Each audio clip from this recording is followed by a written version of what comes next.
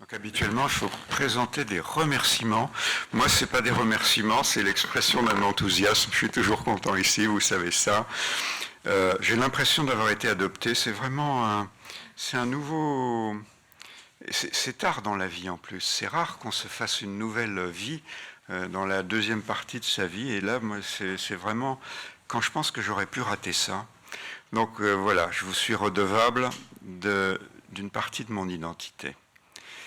Alors j'ai cherché un terme drôle qui soit gap en anglais et challenging issue. Et finalement, tout tient, j'ai pas de conflit d'intérêt là-dedans, tout tient finalement dans les problèmes non résolus en 3 mots. L'embolie pulmonaire, c'est la 3e maladie, la maladie thromboembolique, c'est la 3e maladie. Non, je parle de l'embolie pulmonaire. Après l'infarctus et l'accident vasculaire cérébral, ça coûte 4 milliards d'euros en Europe par an. Ça, j'ai été assez bluffé. Hein. Et ce qu'on a dit hier, c'est que 20% des malades vont y rester dans l'année qui suit. Donc, le problème n'est évidemment pas résolu. Je crois que tout tient là, en fait. Ensuite, on se débat, nous, en médecine, comme on peut. J'ai trouvé ce papier assez intéressant. Il est publié dans Circulation tout récemment. C'est pourquoi ça ne va pas. Parce qu'on est tous des spécialistes différents. On ne fait pas du tout la même chose les uns et les autres. On a une petite tendance à ne pas stratifier comme il faut le diagnostic, les risques et le traitement. Et donc ça varie beaucoup d'un endroit à l'autre. Alors cette revue, j'ai été très déçu parce que c'est fait par un groupe qui s'appelle la Pulmonary Embolism Research Collaborative. Il y a 100 spécialistes de la maladie thromboembolique. Je crois qu'il y a même un Français, mais il ne fait pas partie du groupe le plus productif en France. Et alors il liste 72 éléments de diagnostic et de pronostic à valider pour chaque malade qu'on voit dans 14 sections, et puis finalement ils vont émettre finalement tous les items qui peuvent les aider à faire le traitement le plus standardisé et le plus optimisé. Ils disent quels sont ceux pour le score idéal, où est-ce qu'il faut voir les malades, est-ce qu'il faut être multidisciplinaire, quand est-ce qu'il faut reperfuser, quel est l'apport de l'intelligence artificielle. Et en fait, je l'ai lu en long, en large, en me disant ah ouais, c'est super, ils vont me faire mon topo à Tunis. Non, pas du tout. Ils posent des questions, ils ne répondent pas. Mes filles me disent je te pose une réponse. Bah, pas eux. Alors, moi, je me suis dit je vais mettre des questions et avant qu'on attaque. Est-ce qu'on utilise assez les scores de diagnostic et de risque? Je ne le vois jamais utiliser ça et pourtant on envoie des malades. Quand est-ce qu'il faut mettre les malades en traitement à domicile? Est-ce que oui, non? Qu'est-ce qu'il faut faire? Est-ce que tout le monde fait la même chose pour l'instabilité, pour le traitement interventionnel, pour le traitement prolongé dont vous parlerez tout à l'heure, et pour la prévention? Tout ça est finalement avec plein d'incertitudes. Le score de Genève, je crois que je ne l'ai pas vu, j'ai jamais vu ce mot-là dans un dossier qu'on m'envoyait, qu'il soit en version simple ou compliquée. Est-ce que l'intelligence artificielle apporte quelque chose? C'est le congrès de M. Salem Abdesalem, hein. Je me suis dit, il faut que je lui mette de l'intelligence artificielle. Est-ce que ça apporte quelque chose au diagnostic? Oui, alors il y a cette étude qui porte sur 4000 malades, hein, avec 231 qui ont une embolie pulmonaire, 50 critères qui sont retenus, et avec 5 machine learning, il y en a une qui est le XB Boost, là, qui est mieux que les autres. Et là, on a les critères qui sont que l'intelligence artificielle nous donne. Le plasminogène, c'est le premier critère qui sort. Il y a l'INR qui sort un peu après. Le NT-proBNP est à peu près au tiers de la courbe, et les D-dimères sont à la moitié de la courbe à droite. Donc ça change absolument tout ce qu'on a, nous, comme idée. Est-ce que c'est vrai? Est-ce que c'est faux? Alors je n'en sais rien. Ce que je sais, c'est que Alexandre Mebaza m'a dit que la moitié de son unité de recherche était sur l'intelligence artificielle maintenant. Donc, et tous les crédits, il avait 400 000 euros de crédit par an avec l'intelligence artificielle, son unité à 2 millions maintenant. Donc tout le monde s'occupe de ça. Mon neveu, il fait pour que les avions ne se croisent pas, pour que les bateaux ne se croisent pas. Bon, ça, c'est bon, c'est en... Est-ce que ça sert pour l'imagerie aussi? Puisqu'on m'a dit qu'il faut poser des questions. Je vous pose donc des questions. Là, dans ce travail-là, 12 000 patients quand même, hein, c'est pas négligeable. Le diagnostic imagerie par l'intelligence artificielle serait supérieur à ce que dit un radiologue. Eh ben, ce n'est pas du tout le cas dans une autre étude de cette année. Ce n'est pas supérieur. 28% des malades sont bien identifiés au scanner, mais 71% sont rapportés positifs, alors que quand ils sont réexaminés par tout le staff et l'histoire du malade, ils n'ont pas d'embolie pulmonaire. Donc c'est pas simple. Pour les scores de gravité, je ne sais pas si, bon, si vous êtes dans des services spécialisés, vous les utilisez. Moi, je ne les vois pas très souvent arriver dans les dossiers des urgences. Hein.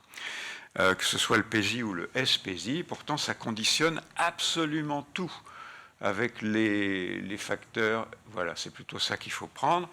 Est-ce que les gens utilisent ce tableau des recommandations européennes, avec en particulier la distinction entre les risques intermédiaires élevés et bas, intermédiaires élevés, hauts et bas, parce qu'avec la troponine et l'échographie cardiaque qui distingue l'un de l'autre, il est assez fréquent que les malades ils nous arrivent sans écho, hein, sans que l'idée de l'écho soit venue.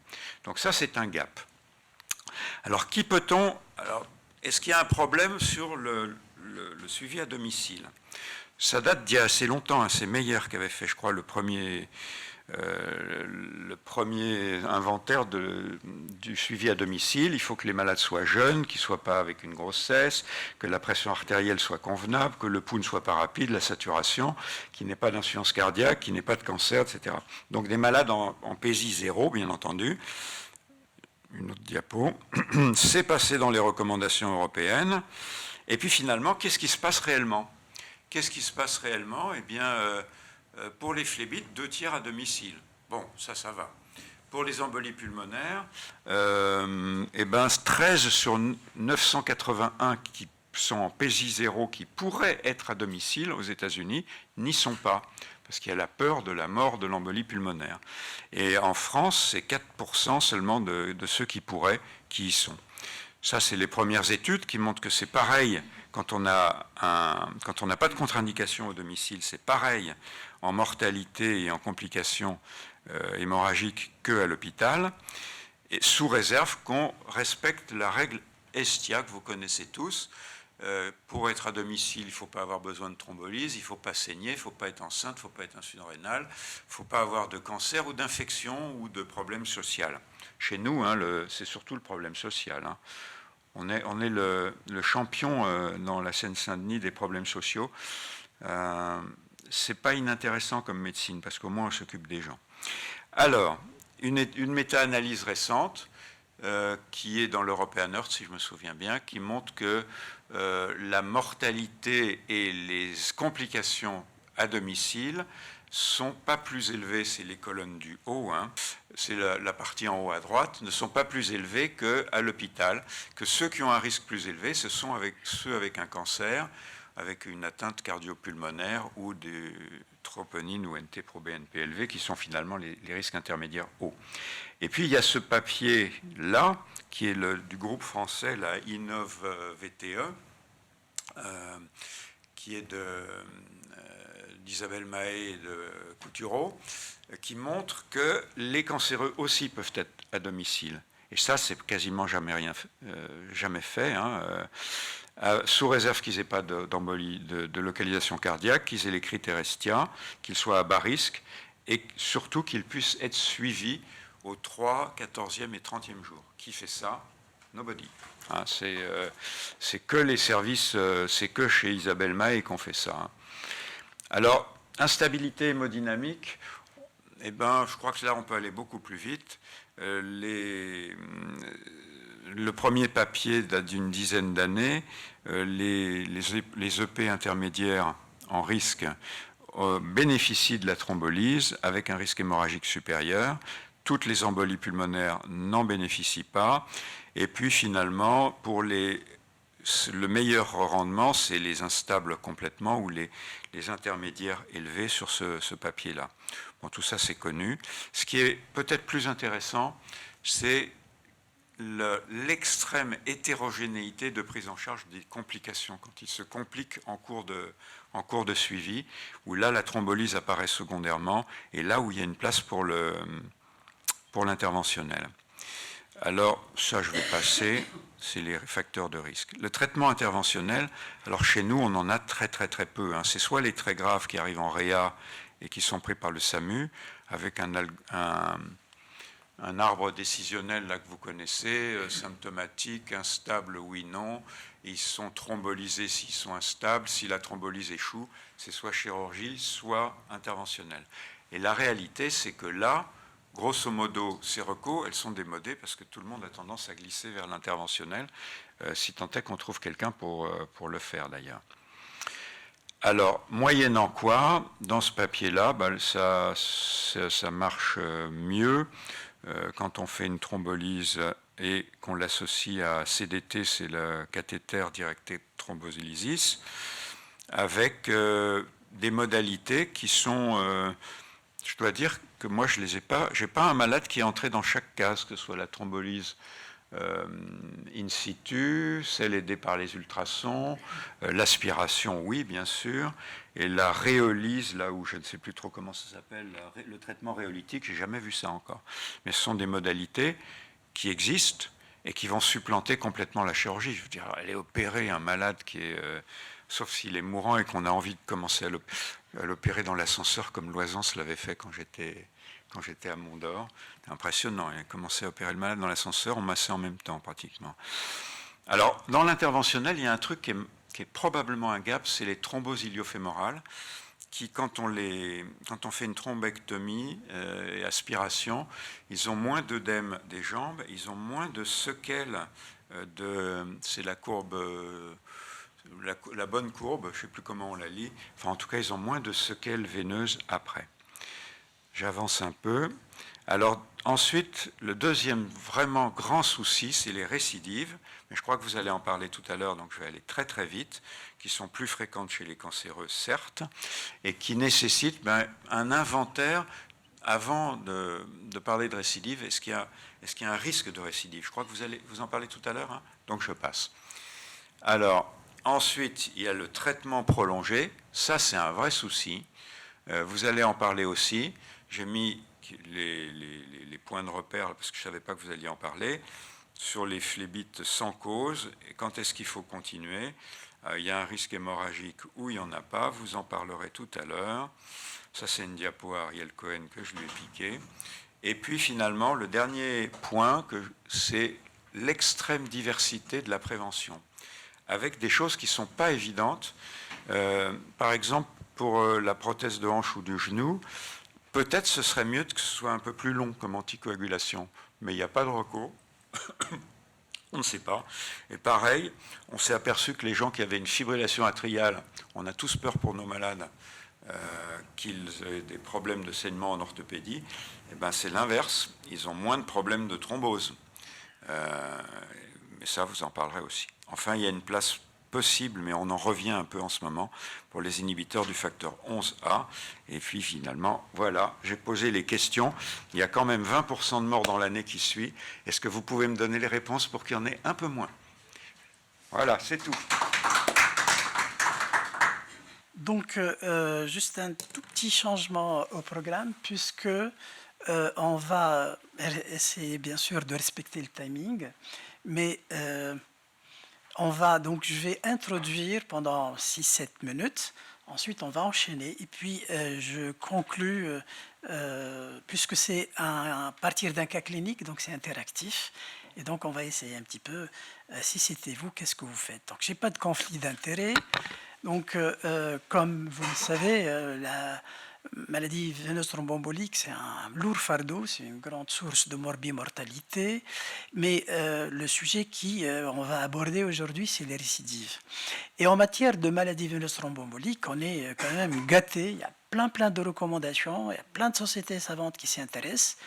Et puis, évidemment, finalement, on n'a peut-être pas besoin de faire des tables rondes puisque l'information est livrée à domicile.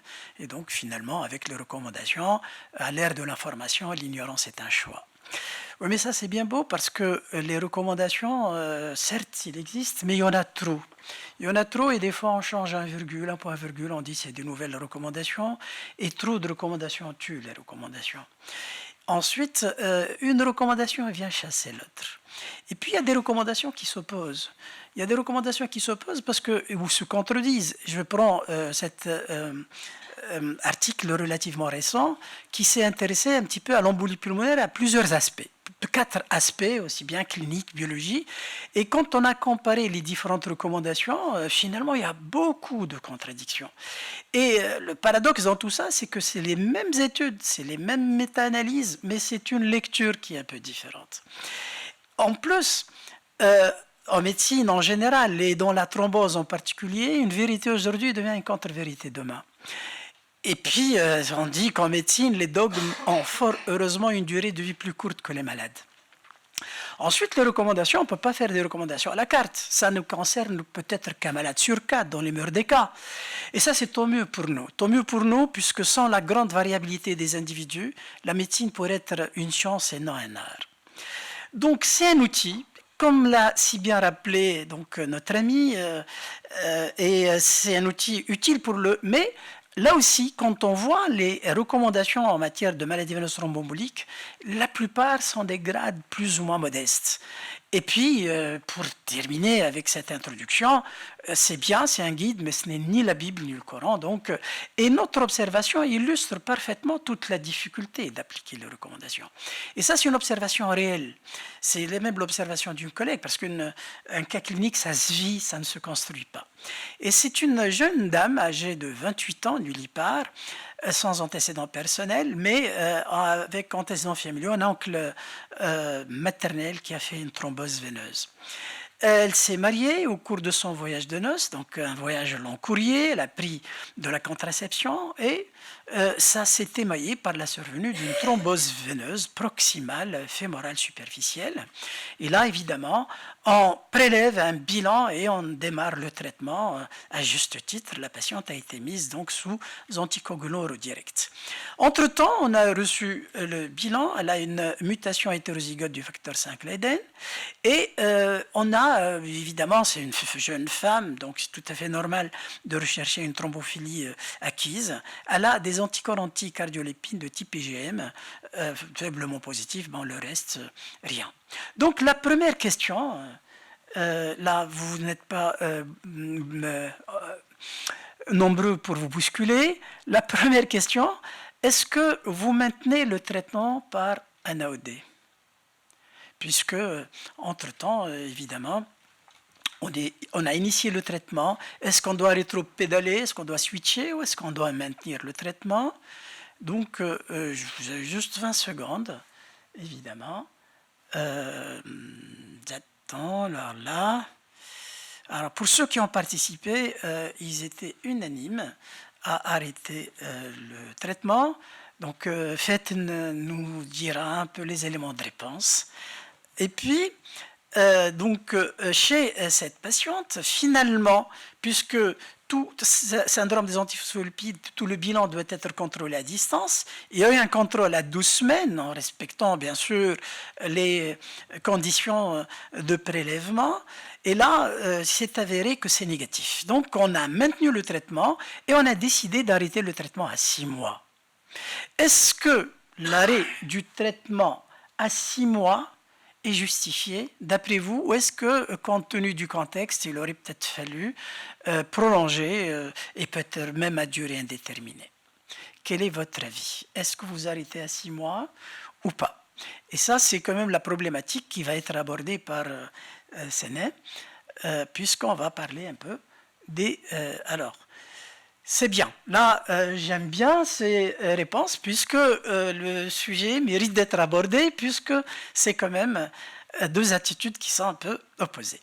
Alors, ensuite, évidemment, nous, on a opté pour l'arrêt du traitement, que ce soit AVK ou AOD selon votre choix.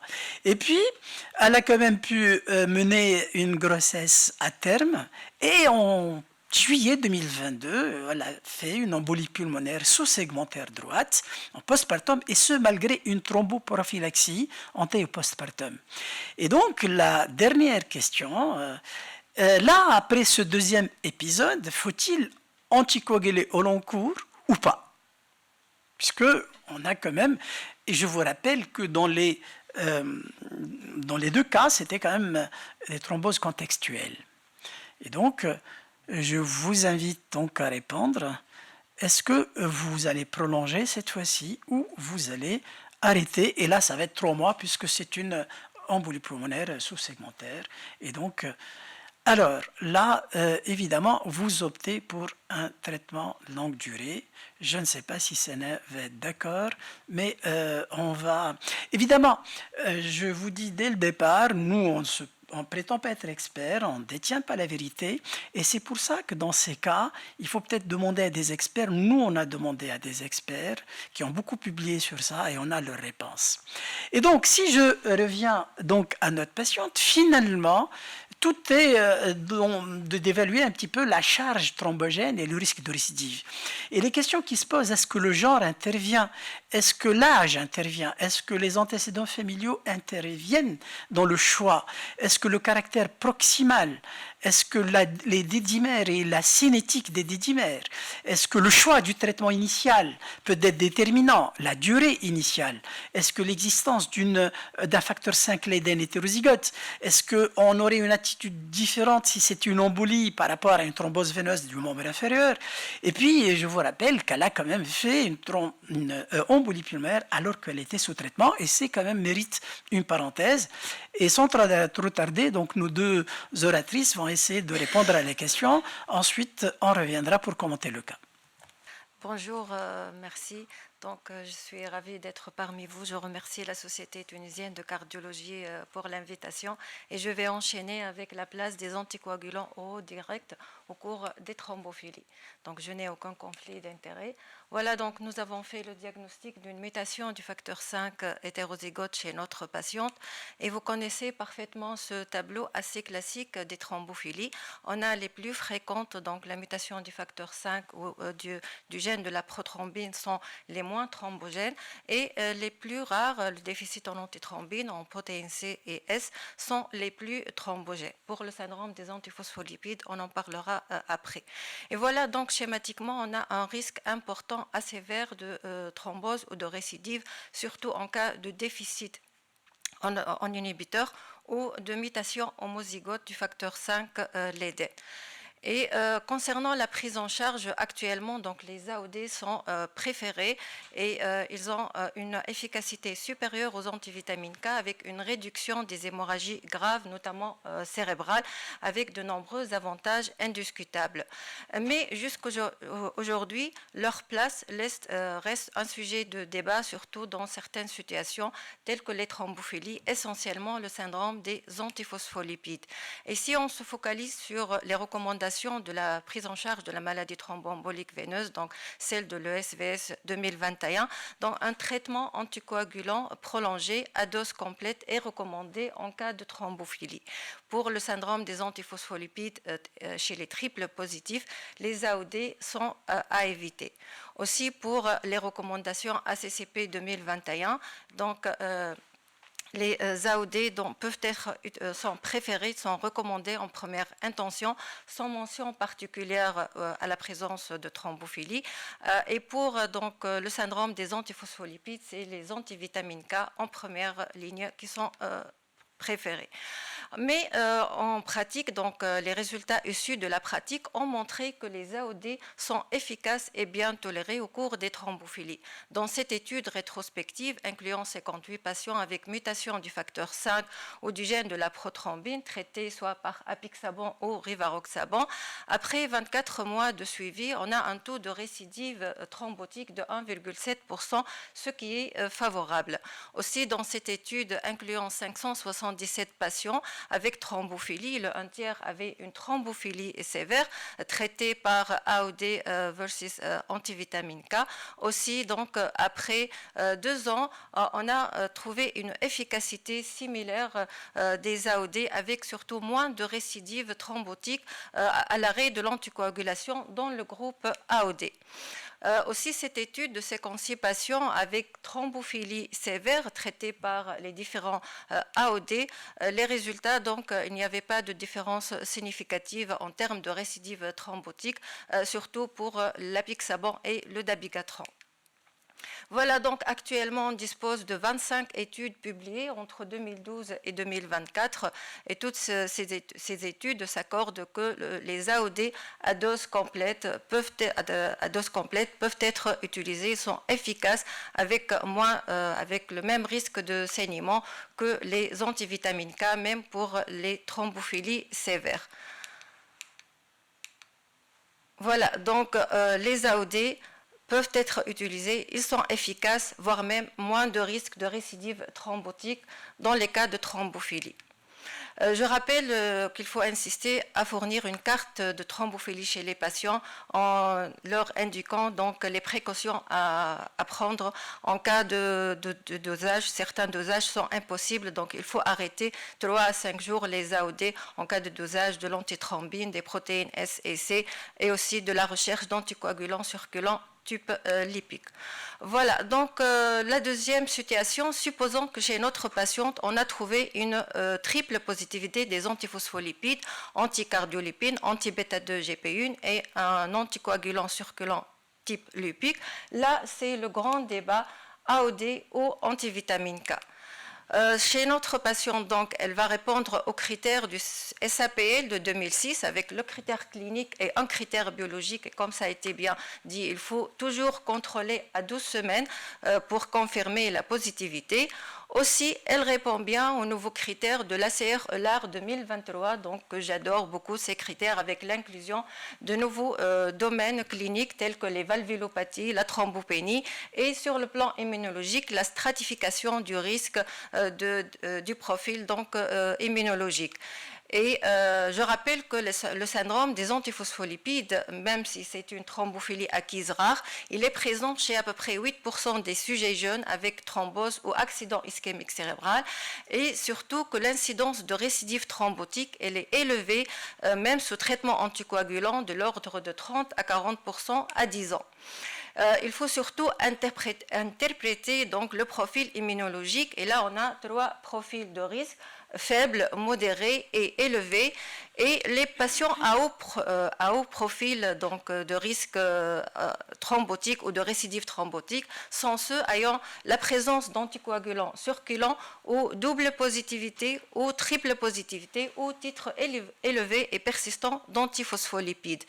Aussi, on a essentiellement 4 clusters cliniques de SAPL. On a le phénotype thrombotique, le phénotype thrombose donc veineuse, thrombose artérielle, le syndrome catastrophique des antiphospholipides et le phénotype obstétrical. Et le traitement doit être personnalisé.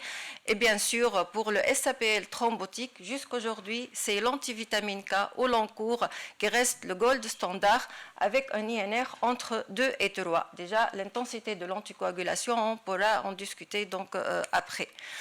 Et jusqu'à 2016, on a les analyses post-hoc des RCT ayant validé les AOD dans la population en général, donc les 3 grandes études, et il n'y avait pas vraiment de drapeau rouge. Et il y a eu 4 études randomisées contrôlées évaluant les AOD dans le SAPL que je vais détailler. La première étude, c'est l'étude RAPS 2016 évaluant le rivaroxaban versus warfarine chez 116 patients, dont 28% étaient triple positif.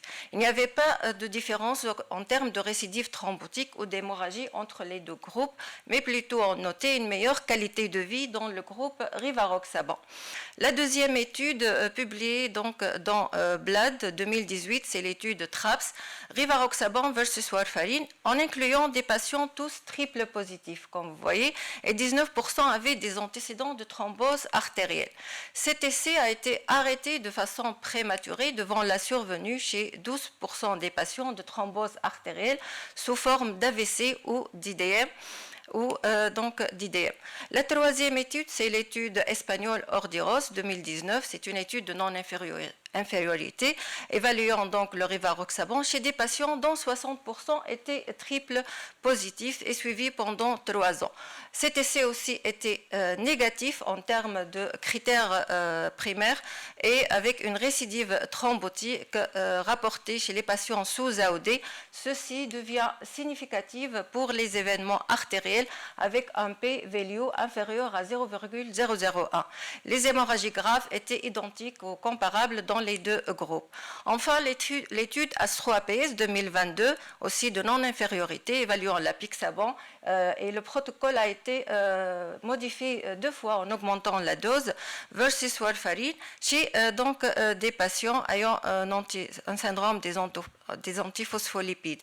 Et aussi, cet essai était négatif, les AOD étaient moins efficaces que les AVK pour la prévention des récidives au cours du SAPL en cas de thrombose artérielle et surtout chez les patients triple positifs.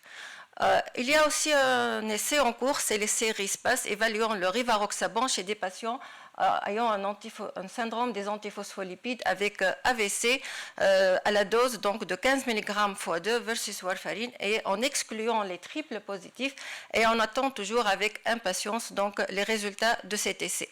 On se pose la question pourquoi les AOD sont moins efficaces au cours du SAPL. En effet, ce n'est pas un problème d'adhérence. On sait que l'adhérence thérapeutique elle est plus importante avec les AOD. Comme vous voyez, la physiopathologie complexe du SAPL, probablement donc l'inhibition seule de l'anti-10A est insuffisante donc avec ces traitements. Donc tous ces résultats ont conduit à des recommandations et on a les recommandations de l'ELAR 2019, de l'ISTH 2020 et récemment de la British Society of Hematology 2024 dans la prise en charge du SAPL. Pour l'ELAR, AVK avec INR entre 2 et 3 donc, pour les événements thrombotiques. En cas de récidive sous anticoagulation, augmenter l'INR ou ajouter l'aspirine. Le rivaroxaban est à exclure de la stratégie thérapeutique du SAPL, surtout pour les triples positifs. Les autres AOD peuvent être utilisés dans certaines situations. Pour les STH 2020, pas d'AOD chez les patients triples positifs ayant une thrombose artérielle ou ayant récidivé sous AVK ou ayant une maladie valvulaire. Pour le BSH 2024, toujours donc les AVK en première intention, surtout pour les patients triples positifs. Si un patient ayant une simple ou double positivité, ayant déjà commencé un traitement par AOD avec un premier épisode de thrombose profonde, donc on peut continuer ou laisser les AOD dans cette situation. En cas de récidive thrombotique, les AVK, augmenter l'INR ou associer l'aspirine, voire même utiliser un traitement immunosuppresseur ou immunomodulateur donc, dans ces situations. Voilà, je finis par ce résumé des guidelines dans le traitement du SAPL. Comme vous voyez, toujours, il faut stratifier le profil de risque.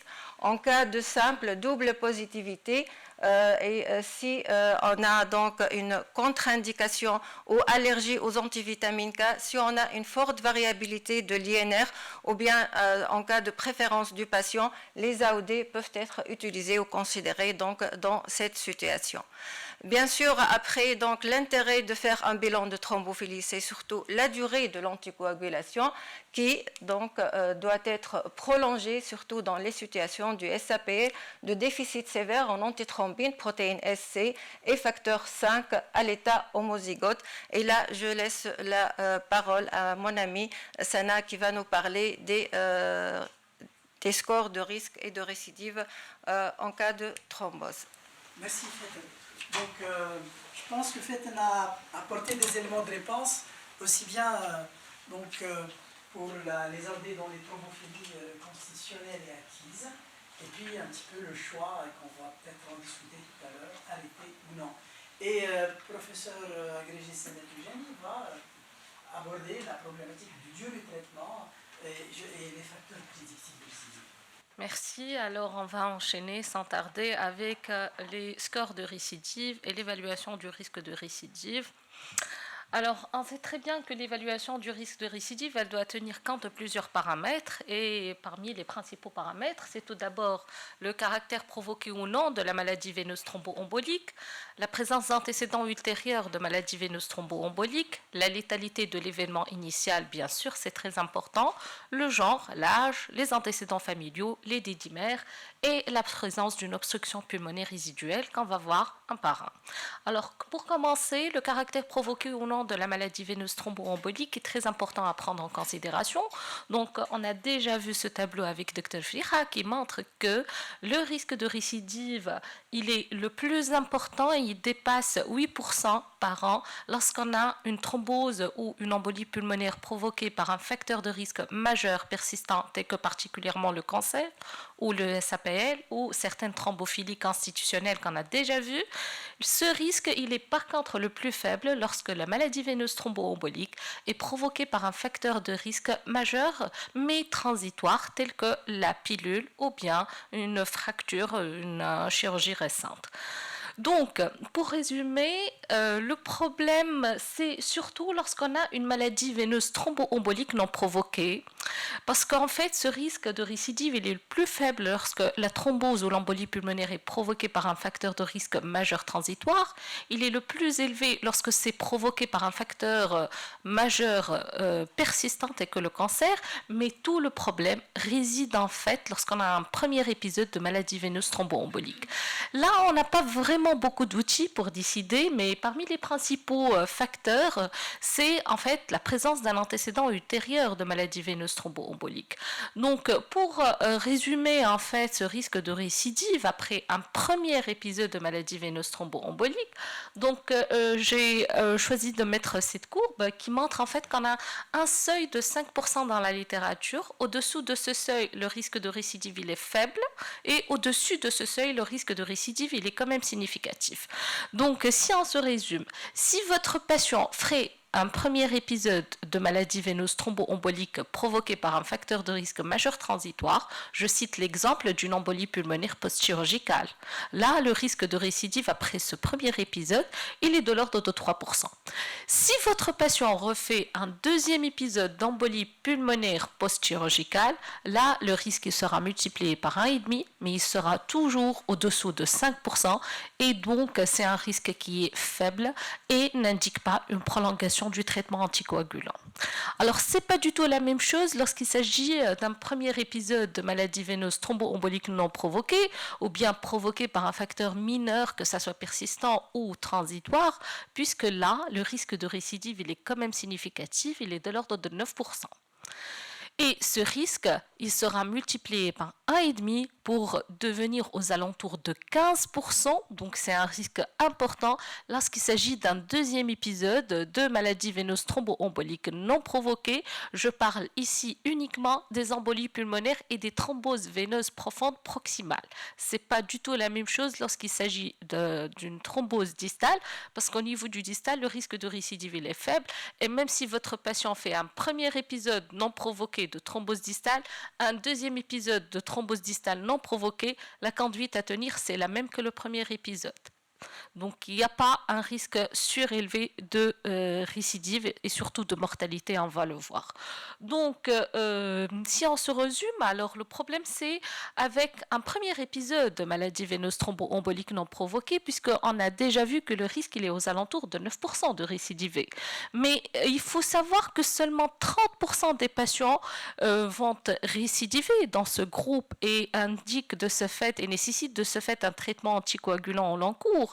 Par contre, 2/3 des patients, environ 70% des patients, ne vont pas récidiver. Et donc, ça ne sert absolument à rien de les exposer à un risque hémorragique sans bénéfice réel. Et donc, il faut savoir distinguer ces deux populations, c'est très important. Et parmi les paramètres sur lesquels on va se baser, c'est la létalité des événements. Alors, je m'explique, la létalité de la récidive de la thrombose, c'est très important à prendre en considération. Alors, en général, dans 90% des cas, le phénotype de la récidive, c'est c'est le phénotype du premier épisode. Donc, si votre patient a fait un premier épisode d'embolie pulmonaire non provoquée, il va récidiver sous forme d'embolie pulmonaire non provoquée. S'il a fait une thrombose veineuse proximale non provoquée, il va récidiver sous le même phénotype. C'est important à prendre en considération. Pourquoi? Parce que, comme vous le voyez ici, la létalité au cours d'une embolie pulmonaire, c'est aux alentours de 10% selon les études.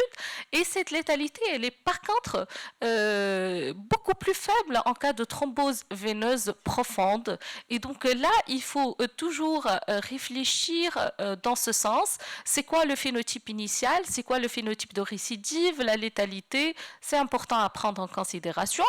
Pour une meilleure illustration, cette courbe en fait montre que le risque de décéder par une récidive d'embolie pulmonaire, il est supérieur au risque de décéder par hémorragie, que ce soit par AVK ou AOD.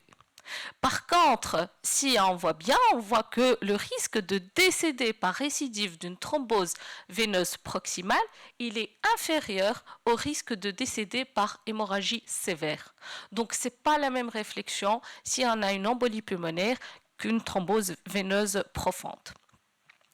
Alors, ça a été repris, en fait, cette notion, elle est très importante, ça a été repris dans plusieurs papiers, et l'un des papiers, un papier publié récemment en août 2024, qui, à partir du registre RIET et du registre commande VTE, c'est un registre japonais pour la maladie veineuse thromboembolique, on a bien démontré que, certes, le risque de récidive d'une thrombose veineuse profonde d'une embolie pulmonaire, il est fréquent, mais le problème, c'est surtout les hémorragies majeures sous traitement anticoagulant qui sont rares, mais qui sont fatales dans la majorité des cas.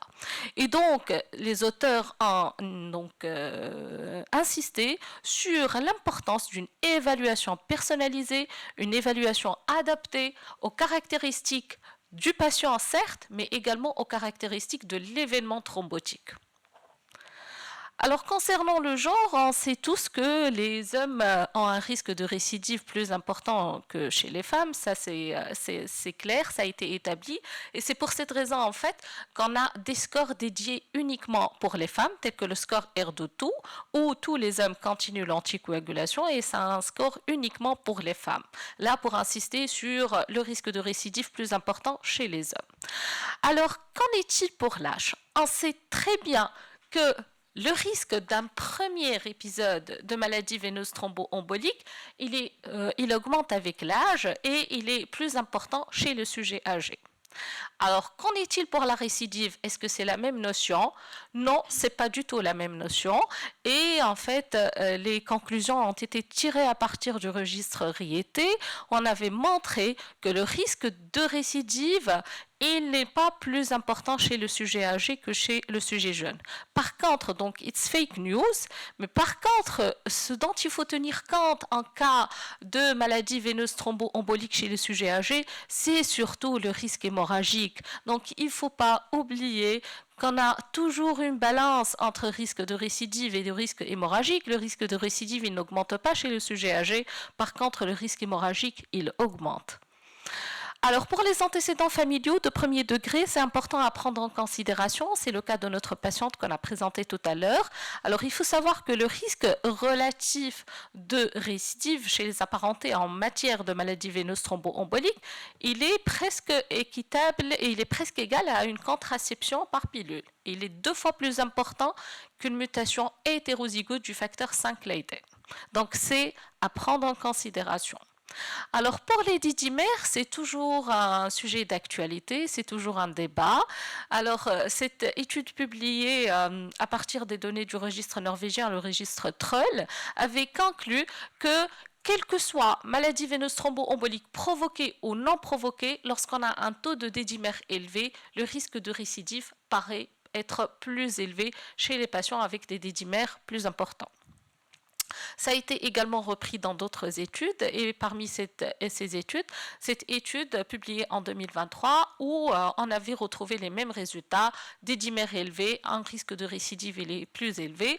Donc des dimères et risque de récidive, oui ça intervient, mais les dimères seuls ne sont pas discriminants, ils sont plutôt incorporés dans les scores. Alors, pour finir, on va aborder le sujet obstruction pulmonaire résiduelle. Alors, l'obstruction pulmonaire résiduelle, c'est un paramètre qui est d'actualité. Alors, on sait maintenant que après donc des méta-analyses, le risque de récidive d'une embolie pulmonaire, il est 2 fois plus important chez les sujets ayant une obstruction pulmonaire résiduelle. Ça a été également retrouvé dans cette méta-analyse récente publiée en 2023. On avait montré que le risque de récidive d'une embolie pulmonaire, il est 2 fois plus important également. Il est de l'ordre de 11,7% si vous avez une obstruction pulmonaire résiduelle. Mais, chose importante, cette obstruction pulmonaire résiduelle ne concerne que l'embolie pulmonaire. On ne la cherche pas en cas de thrombose veineuse profonde. Ça, c'est le premier message. Deuxième message, cette obstruction pulmonaire résiduelle, elle doit être cherchée par la scintigraphie pulmonaire et non pas par l'angioscan, parce que la scintille, elle est plus sensible en ce terme. Donc, à prendre en considération en cas d'embolie pulmonaire et avec scintille. Voilà. Donc, on comprend très bien qu'il y a des paramètres utiles dans l'évaluation du risque de récidive, mais parfois c'est difficile, parfois c'est pas évident de stratifier le risque de récidive, et c'est pour cette raison qu'on a des scores d'évaluation du risque. Et parmi les principaux scores publiés dans la littérature, le score DASH, le score d'Amoves, le score Vienne et le score R-Doto. Alors, vous voyez très très bien qu'il y a des paramètres incorporés donc, dans les différents scores, tels que les didymères, ils sont incorporés dans les différents scores, mais avec des considérations particulières. Je prends l'exemple des didymères, c'est post-AVK, après arrêt du traitement AVK, les doses pour le DASH et pour le d'Amoves, pour le Vienne. Par contre, dans le score R-Doto, les didymères sont dosés en cours du traitement par AVK, de même que l'âge et le genre avec des considérations particulières. Alors, ces scores de récidive sont en fait dérivés à partir d'études multicentriques, de cohortes multicentriques prospectives, ayant inclus des patients avec un premier épisode de maladie veineuse thromboembolique. Mais chose importante, la définition du caractère non provoqué selon ces études était un peu hétérogène. Je cite l'exemple de la grossesse et de l'exposition hormonale aux oestrogènes. Ça a été inclus dans certains scores et ça a été exclu dans d'autres scores.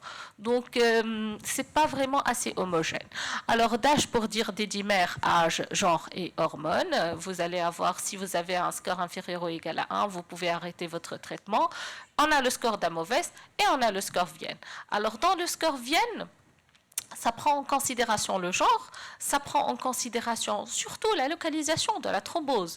Donc, vous voyez que lorsqu'on a une thrombose distale, ce n'est pas du tout la même chose qu'on a une thrombose proximale ou une embolie pulmonaire. Et là, vous allez avoir une pondération, et selon cette pondération, on va avoir une estimation du risque de récidive à 1 an et à 5 ans. Le score R-Doto, on l'a déjà vu, on a dit que le score R-Doto, c'est un score dédié uniquement pour les femmes, puisque tous les hommes continuent l'anticoagulation. Et si vous avez un score inférieur ou égal à 1 pour les femmes, c'est un risque faible de récidive et on est autorisé à arrêter le traitement anticoagulant. Ce n'est pas du tout la même chose pour les hommes ou pour un score supérieur ou égal à 2. Donc, finalement, il y a des scores prédictifs de récidive. Il y a des scores, des outils qui peuvent aider. Mais parmi les limites, c'est tout d'abord la définition non homogène du caractère non provoqué, on l'a déjà vu. Le manque de validation externe robuste, seulement le R-Doto a été utilisé pour décider dans des études l'arrêt ou non du traitement anticoagulant. Et c'est l'étude REVERSE 2. Également, l'interprétation des scores, elle est un peu différente, elle est pour l'âge. Les didymères sont inclus dans les différents scores, mais avec des considérations particulières. Par exemple, dans le score R-Doto, ils sont inclus après arrêt du traitement anticoagulant, mais par AVK, on n'a aucune idée sur le dosage des didymères sous AOD et les seuils à prendre en considération. Donc, finalement, ça aide, mais il y a toujours des limites. Voilà. Donc, il ne faut pas oublier, bien sûr, que lorsqu'on évalue le risque de récidive, il faut insister également sur le risque hémorragique chez le patient. On ne va pas mettre le patient sous traitement anticoagulant alors qu'il saigne et il peut mourir par hémorragie. tout simplement. Et donc, c'est très important de tenir en compte les facteurs de risque hémorragique, d'évaluer le risque hémorragique, d'essayer d'agir sur les facteurs modifiables. Et là, on a également des scores hémorragiques. Vous connaissez les scores mieux que moi, donc les scores hémorragiques. Mais en termes de maladie veineuse thromboembolique, c'est surtout le VTE bleed et le RIET score qu'on prend en considération. Le VTE bleed, c'est un score qui prend 6 variables cliniques. Et lorsque vous avez un score supérieur ou égal à 2, là, le risque hémorragique, il est quand même élevé. Mais est-ce qu'on a vraiment des scores qui permettent à la fois d'évaluer le risque de récidive et le risque hémorragique? Ça serait mieux, je pense, et ça va nous aider dans notre pratique courante. La réponse, c'est oui, et l'un des principaux scores, c'est le VTE Predict Score. Le VTE Predict a été publié en 2023 par l'ESC. Là, ce n'est pas encore validé réellement, mais c'est un outil très important. Donc, vous pouvez cliquer sur le VTE Predict et là, vous allez entrer les paramètres cliniques et paracliniques de votre patient. Vous allez avoir une estimation du risque de récidive et du risque hémorragique à 1 an et à 5 ans.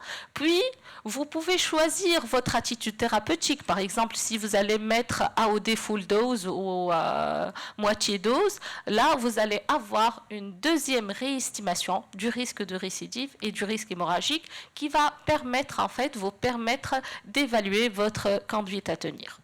Alors, il y a d'autres scores qui sont en cours et parmi ces scores et ces essais, il y a le L-TRIP, c'est un essai qui est en cours et qui va évaluer le risque de récidive et d'hémorragie chez les patients ayant une maladie veineuse thromboembolique provoquée et non provoquée, mais cette fois-ci, il se base comme score de récidive sur le L-TRIP et pour le score hémorragique sur le VTE bleed. Alors, il ne faut pas oublier également le Morpheus Project, c'est un projet international européen qui a pour objectif en fait de valider un outil de prédiction du risque de récidive au cours de la maladie veineuse thromboembolique, mais là ça va prendre en considération plusieurs paramètres, certains paramètres cliniques, mais il y a la biologie, la génétique et il y a surtout les préférences des patients, donc au centre de la décision thérapeutique. Voilà, je vous remercie. Merci à tous les orateurs. Beaucoup d'informations, mais il reste des incertitudes. Si Kamel va donc nous résumer tout ça, et après on ouvre une séance de débat interactif. Absolument. Donc je reviens à notre patiente. Et je pense que nos deux éminentes oratrices ont apporté des éléments de réponse, mais on va en discuter. Il y a peut-être un aspect qui n'a pas été abordé. Je rappelle que notre patiente a présenté une embolie pulmonaire alors qu'elle était sous thromboprophylaxie. Et là, je me permets d'ouvrir une parenthèse politiquement délicate, parce que je rappelle que les héparines à bois pas moléculaires, c'est des produits biologiques.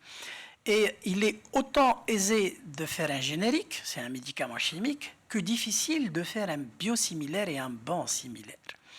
Et ça, c'est une parenthèse qui me semble très importante parce qu'on a vécu quand même des drames, notamment pendant la Covid, et parce que les héparines, c'est des extraits d'intestin de porc. Bon, il ne faut peut-être pas le dire aux malades, mais c'est des produits biologiques. Et je me permets de vous raconter une petite histoire que... le professeur, il la connaît sûrement, c'est l'histoire du cochon et l'héparine. Alors c'est une histoire où en 2008, il y a eu plein d'accidents anaphylactiques et de chocs anaphylactiques dans des services de dialyse. Il y a eu même 80 décès. Et quand le produit incriminé, c'était une HBPM, c'était l'enoxaparine, c'était l'Ovenox. Et là, il y a eu quand même des alertes pour retirer le produit du marché. Évidemment, la concurrence s'est frotté les mains, mais quand le laboratoire a fait une enquête, comme c'est un produit donc d'origine animale, c'est des extraits d'intestin de porc, vous voyez, et le principal fournisseur, c'est la Chine. Et c'est quand même préparé dans des conditions qui ne donnent pas envie. Ensuite, ils sont transformés, ce n'est peut-être guèrement mieux.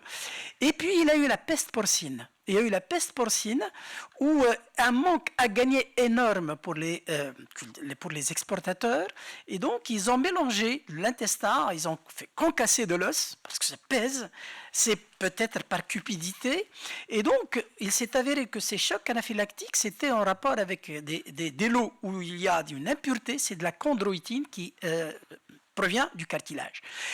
Et donc, finalement, on n'a pas retiré le produit, mais on n'a retiré que les lots contaminés. Et donc, pourquoi j'ouvre cette parenthèse et pourquoi la moralité de l'histoire?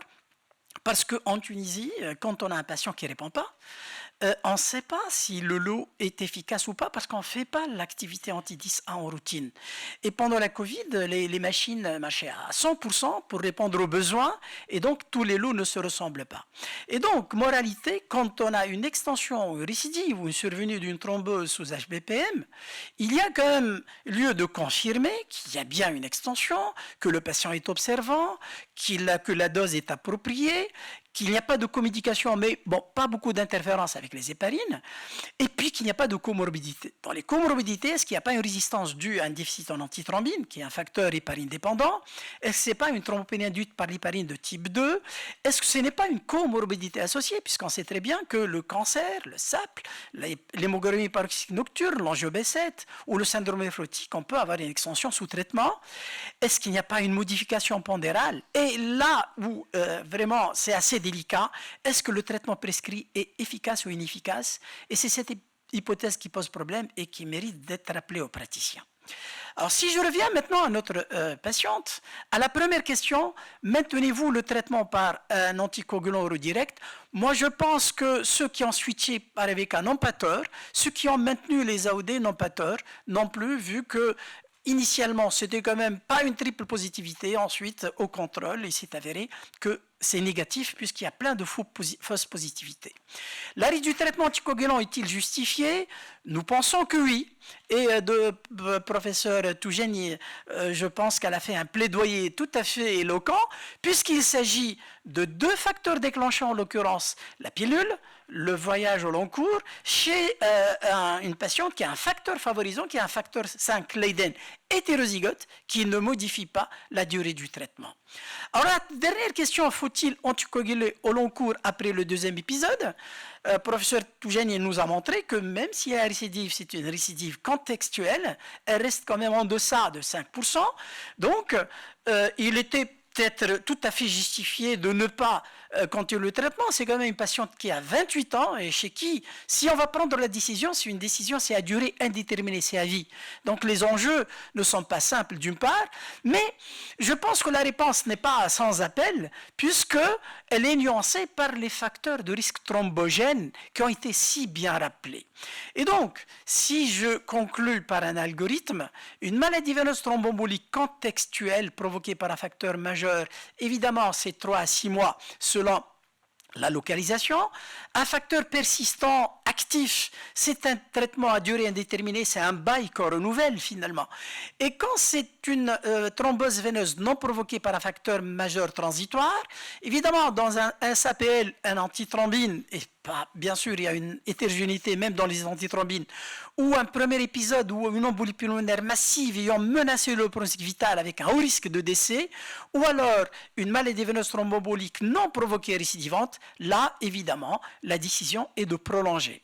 En revanche, si on n'est pas dans ces situations, si c'est un homme qui fait une thrombose veineuse provoquée, on est beaucoup plus enclin à maintenir, puisqu'on sait que certains disent le facteur de récidive le plus important, c'est le chromosome Y. Alors que les hommes font 4 à 5 fois plus de récidive que chez les femmes. Et quand une femme qui a un score R2 supérieur ou égal à 2, je pense que prolonger le traitement mérite d'être discuté. Dans les autres cas, c'est un traitement qui n'est pas prolongé. Évidemment, on tiendra compte du risque hémorragique, de la létalité, des préférences des patients et du thrombus résiduel. Donc, si je me résume, il est, comme vous l'avez remarqué, ce n'est pas évident de prendre une décision. Qui a tort, qui a raison? C'est peut-être également en fonction de l'expertise et de l'expérience. Ceux qui ont vu plus d'embolie pulmonaire massive, ils ont peur. Ceux qui ont assisté à des hémorragies foudroyantes, donc là aussi, il y a peut-être des biais. étudié. Mais quand on hésite, on se réfère à des experts. Et nous, on s'est référé à 2 experts. Et si vous avez vu donc dans la présentation de Dr Toujani, l'orateur qui apparaît le plus dans la bibliographie, c'est Francis Coutureau. C'est un professeur en pneumo qui s'intéresse beaucoup à la thrombose et qui a le plus publié sur le sujet. Donc on a posé la question à le docteur Jean-Pierre Laroche et Francis Coutureau. Pour eux, là, la réponse est dans les 2 situations, on stoppe le traitement à 6 mois. Qui a tort, qui a raison, seule l'évolution nous le dira. Et merci pour votre attention.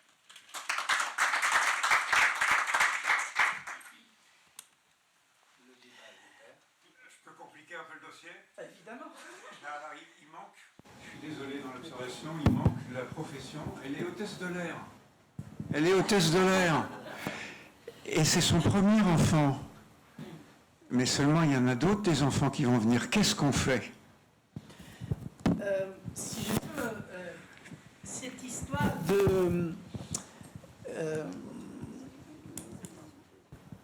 du vol en courrier, moi je pense que ça mérite d'être nuancé. Ça mérite d'être nuancé parce qu'au début, quand on a décrit ce sur-risque, on l'a un petit peu surestimé. Quand on voit le nombre de voyageurs par an et les sujets qui font des thromboses, on est obligé de nuancer. Le syndrome de la classe économique, si on voit les chiffres, il est beaucoup plus important dans les voyages prolongés par voiture que par avion. Les cabines sont pressurisées et donc c'est plutôt l'immobilisation qui intervient. Et beaucoup d'hôtesses de l'air ont été à tort reclassées parce qu'on a un petit peu surestimé cette notion du syndrome de la classe économique, honnêtement. Donc, à partir du moment... Parce que le syndrome de la classe économique, c'est parce qu'il ne bouge pas. Une hôtesse, elle déambule quand elle le souhaite, elle est bien hydratée, elle est bien... Donc, finalement, elle n'a pas un sur-risque. Si vraiment... Mais c'était une mode à un certain moment, mais maintenant, on le nuance. Et donc, un routier qui va à Tripoli, on lui dit qu'il faut qu'il fasse un arrêt, surtout s'il a thrombosé, s'il a d'autres facteurs de risque tels qu'une obésité ou un mauvais état veineux. Autrement dit, on sera traité de la même façon. Je peux prendre le micro 2 secondes. Il y a sur la distance dans le New England, c'est l'Apostole, hein, c'est le SAMU de chez nous de Bobigny qui récupère les malades de Roissy. C'est une publication de 85 par là ou 95. Et en fait, ça a servi un peu à la publicité du SAMU 93. Mais en réalité, ce truc-là est connu depuis 1950 par Jacques Louvel. Jacques Louvel était un ami de Jean Lenègre. Il avait décrit 4 observations dans des DC-3 qui ramenaient des gens d'Afrique vers Paris. Et ensuite, il y a eu l'aéroport de Londres en 1977. Mais c'est vrai qu'en France, par le biais du New England, hein, du SAMU 93, ça a pris une dimension énorme sur les voyages en long cours. Et c'est vrai qu'on en voit relativement peu quand même, hein. Moi, je suis dans ce groupe hospitalier. Des malades post-avion, on en voit peu. Des fois, on reproche à nos étudiants de ne pas avoir posé la question. Mais en fait, moi, je pense que tout doit être nuancé. Parce que si je prends l'exemple de la Covid, où on a assisté, quand quelqu'un qui fait un Covid grave avec une hospitalisation en unité de soins intensifs, il fait une embolie pulmonaire, on ne fait pas une enquête. Parce qu'on dit, il y a quand même un facteur thrombogène. Mais s'il est ambulatoire, il n'a pas nécessité d'oxygène, c'est rien du tout, il fait une embolie pulmonaire, là, donc pour un même facteur de risque, on peut nuancer. Et pour les voyages prolongés également. Et alors la prochaine grossesse, qu'est-ce qu'on fait?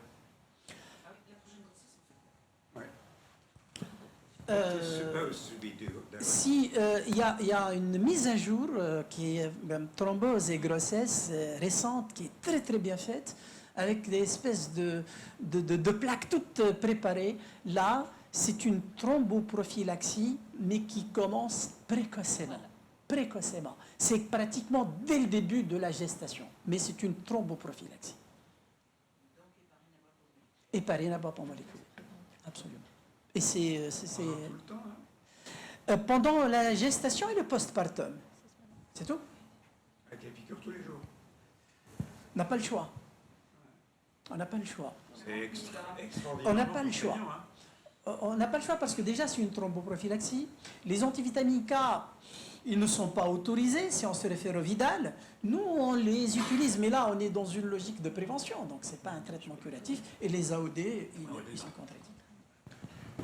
Vous avez dit que... récemment sur les AOD grossesse avec une centaine d'erreurs, là, comme ça. Je crois que c'était pas très très bon. Vous avez dit que le sexe masculin est assez prédominant en termes de thrombose, de récurrence de thrombose. Mais par contre, le sexe féminin aussi est reconnu comme un facteur de risque hémorragique assez important maintenant, après l'instauration du traitement anticoagulant. Est-ce qu'il faut réduire un peu la durée et la dose de l'anticoagulation? Pour le genre masculin, c'est une constatation statistique, mais on n'a pas d'explication convaincante. Pourquoi il y a un surrisque chez les hommes? Certains ébauchent une explication en disant parce que les hommes, dans la période ovarienne active, ils ont d'autres raisons, la stimulation ovarienne, la pilule, la gestation, le post-abortum, qui expliquent que c'est un petit peu cette différence. Pour le risque hémorragique,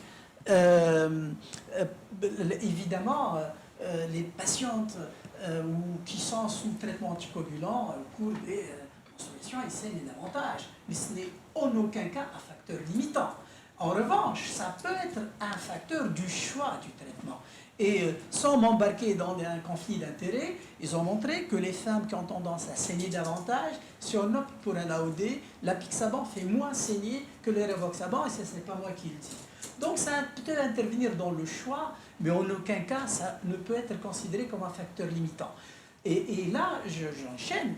Quand Dr Toujeni a présenté les facteurs de risque hémorragique, le score hémorragique n'est pas là pour contre-indiquer un traitement anticoagulant. Si on a un risque vital parce que c'est une embolie pulmonaire massive, il est là pour essayer d'améliorer ce score hémorragique et d'agir sur les facteurs de risque modifiables.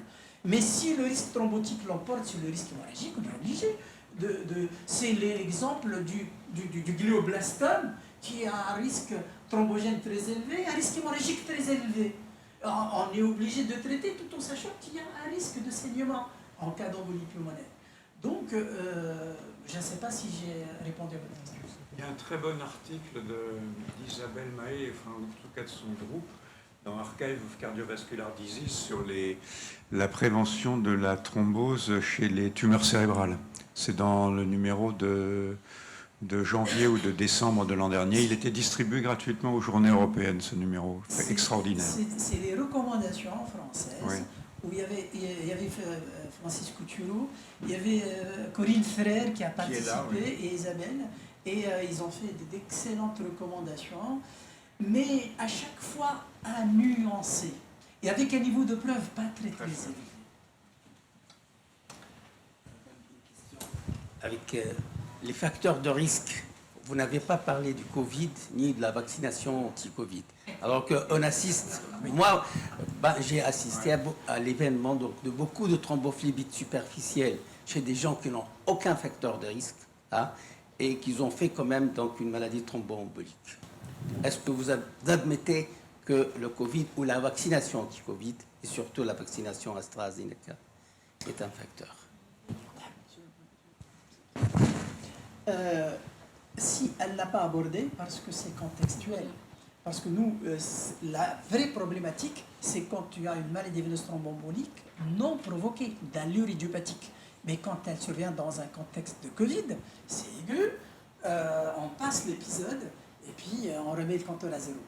Pour ce qui est de la vaccination, il est vrai qu'il y a un surrisque et ça c'est indéniable. On a assisté et à un surrisque, mais l'imputabilité n'a jamais pu être démontrée, d'une part. D'autre part, on a démontré que le risque thrombogène par la Covid est nettement plus élevé que par la vaccination, ce qui ne remet pas en cause la vaccination.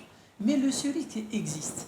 La différence, c'est que c'est contextuel. On a un facteur, le facteur n'étant pas là, on peut décider en toute sérénité.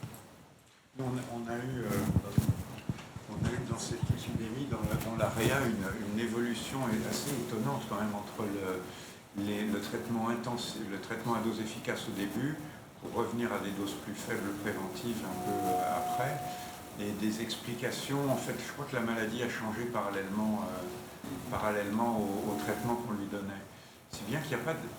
Moi, je n'ai pas d'idée bien claire maintenant sur ce qui est le mieux sur cette situation-là. Sur les malades en médecine, c'est fastoche. Sur les malades en réa, c'est plus dur quand même, parce qu'ils saignaient assez bien.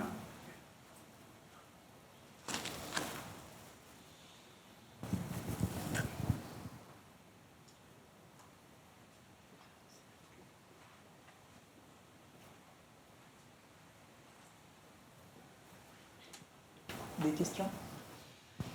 Est-ce que je peux poser une question là-dessus? Est-ce que vous connaissez, est-ce que vous utilisez enfin pas vous connaissez, est-ce que vous utilisez les scores de risque de récidive? Non.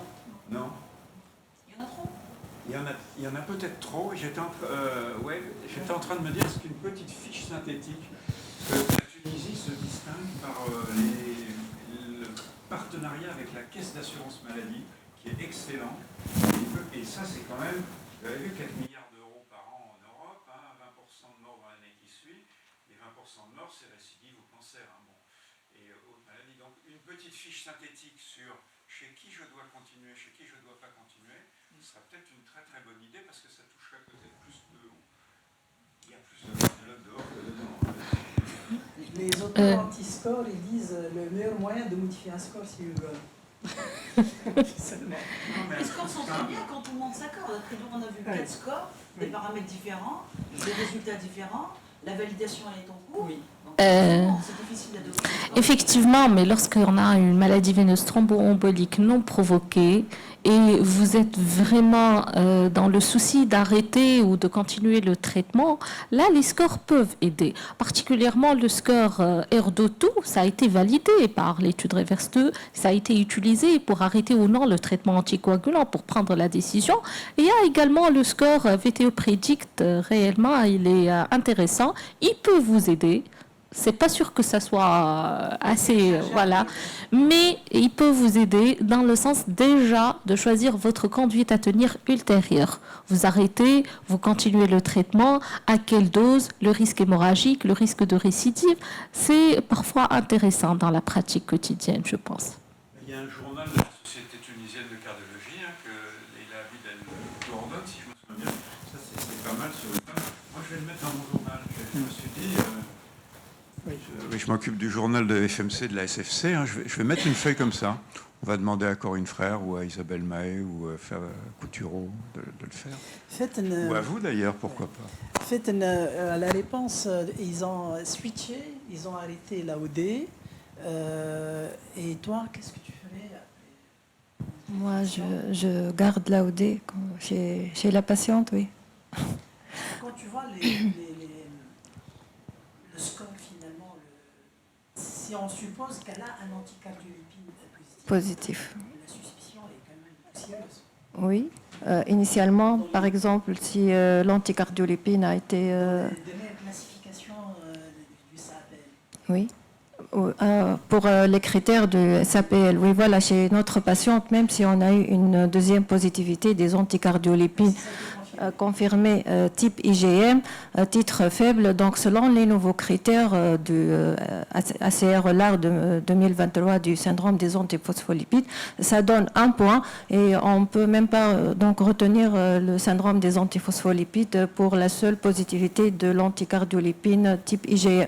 Et donc, on peut garder l'AOD chez cette patiente sans problème, sans souci. Oui. Voilà, oui, effectivement. Je crois que le point quand même très très important, c'est une thrombose veineuse ou surtout une embolie pulmonaire non provoquée, c'est une hypothèque pour l'avenir. Et à partir, nous en France, on raisonne aussi un petit peu en termes de risque judiciaire. Hein. La décision qu'on va prendre, soit le malade va bien, tout se passe bien, on est tranquille, soit il y a une récidive et ça se passe mal. Il y a forcément quelqu'un qui regardera après. Hein. Et donc, d'avoir analysé correctement, c'est un peu une précaution personnelle aussi, je pense. Hein. Et donc, la classification du risque, là, elle me paraît importante. Petite question, rien de tout ça sur ni l'aspirine en prévention secondaire, ni le vaisselle. C'était pas l'objectif Tous écartés? Non.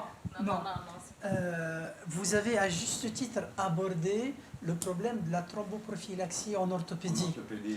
Et il y a une recommandation en 2018, mais curieusement, elle est passée inaperçue, c'est l'aspirine dans les PTJ et les PTH. Évidemment, on sélectionne les patients, c'est-à-dire c'est une intervention qui ne dure pas plus de 90 minutes, que ce sont des malades qu'on va vite mobiliser, qu'on peut donc gérer en ambulatoire, on peut commencer par HBP-MAOD, et on peut switcher par l'aspirine, et c'est démontré. Maintenant, en matière de prévention de récidive, évidemment, il propose l'aspirine, le sulodexide, les statines, mais honnêtement, c'est pour jouer au docteur. Là où c'est les AOD à demi-dose et qui demandent à être... en 2025, on aura la réponse définitive des AOD à demi-dose dans le cancer par Isabelle Mahé et dans la thrombose et la maladie veineuse thromboembolique par Francis Coutureau. Parce que quand ils ont eu la même dans le traitement prolongé à demi-dose, beaucoup d'auteurs ont critiqué la méthodologie. C'était trop rapide, ce sont des patients qui ont été sélectionnés pour ne pas trop récidiver, il n'y avait pas de sujets âgés, il y avait très peu qui ont une insuffisance rénale, l'insuffisance rénale récidive davantage, et ils saignent davantage.